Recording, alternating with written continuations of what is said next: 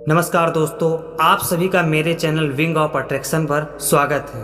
बोले जय श्री राम, जय हनुमान, जय बागेश्वर धाम।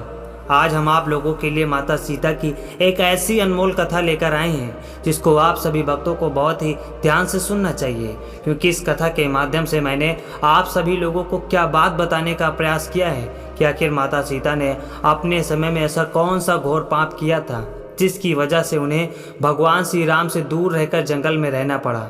तो चलिए देर न करते हुए इस कथा को शुरू करते हैं। तो बोलिए जय श्री राम। और हाँ मेरे प्यारे मित्रों, इस वीडियो को लाइक और शेयर जरूर करें। माता सीता की स्टोरी कई चैनल पर आपको मिल जाएगी, लेकिन मित्रों माता सीता का सही वर्णन मेरे चैनल विंग ऑफ अट्रैक्शन पर ही मिलेगी।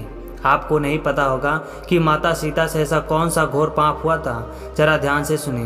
क्यों माता सीता को प्रभु श्री राम से अलग होकर वाल्मीकि के आश्रम में रहना पड़ा। आप सभी भक्तों से आग्रह है कि इस कथा को आधा अधूरा छोड़कर न जाएं। हमारे प्रभु श्री राम का अनादर न करें। भगवान श्री राम सब पर नज़र बनाए रखते हैं। अयोध्या में रहने वाले एक धोबी की वजह से माता सीता को प्रभु श्री राम से अलग रहना पड़ा। हम सबके मन में सवाल उठता है कि प्रभु श्री राम तो भगवान थे, फिर वह अपनी पत्नी सीता से क्यों अलग रही। जनक पुत्री माता सीता जब अपनी बाल्यावस्था में अपनी सहेलियों के साथ बगीचे में खेल रही थी, वही बगीचे में एक तोता का जोड़ा पेड़ पर बैठा था। उसी पेड़ के नीचे माता सीता अपनी सहेलियों के साथ खेल रही थी। तभी तोता का जोड़ा भगवान राम और माता सीता के बारे में बातें कर रहा था। उनकी बातों को सुनकर माता का ध्यान उन पर गया। माता तोता बोल रही थी कि अयोध्या के राजकुमार राम काफी प्रतापी राजा होंगे, उनसे माता सीता का विवाह होगा। तोते के मुख से पति का नाम सुनकर माता सीता काफी चंचलित हो गई। उन्हें अपने बारे में और जानने की इच्छा जागृत हुई।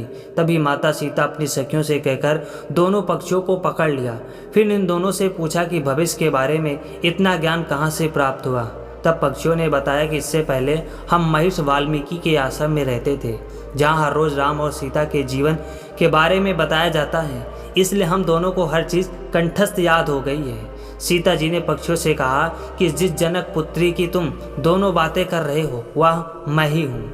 मुझे मेरे और मेरे राम के बारे में और बातें जाननी है। तब नर तोता ने कहा कि हे सीता, आपका विवाह अयोध्या के राजा दशरथ के ज्येष्ठ पुत्र राम के साथ होगा और आपकी जोड़ी तीनों लोकों में सबसे अद्भुत होगी। सीता जी सवाल पूछती रहीं और दोनों तोता जवाब देते रहे। सीता जी ने कहा कि जब तक मेरा विवाह नहीं हो जाता तुम दोनों मेरे साथ राजमहल में रहोगे और तुम दोनों को वहाँ सारी सुख सुविधाएं मिलेंगी। सीता जी की बात सुनकर तोता का जोड़ा घबरा गया।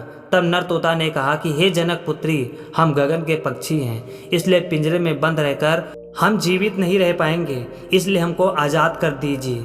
तोते ने इसके लिए बहुत याचना की। तब सीता जी ने नर तोते को छोड़ दिया, लेकिन मादा तोता को नहीं छोड़ा और कहा कि ये मेरे साथ रहेगी। नर तोता ने कहा मेरी पत्नी गर्भवती है, इसलिए ऐसे समय पर उसको जाने दें। हम दोनों एक दूसरे का वियोग सहन नहीं कर सकते, इसलिए आप मेरी पत्नी को जाने दें। लेकिन सीता जी ने उसकी एक न सुनी। इस पर मादा तोता को बहुत गुस्सा आया और माता सीता को श्राप दे दिया कि जिस तरह तुमने गर्भावस्था में मेरे पति से मुझको अलग कर दिया, वैसे ही गर्भावस्था के दौरान तुमको भी अपने पति का वियोग सहना पड़ेगा। इतना कहते ही मादा तोता ने अपने प्राण त्याग दिए।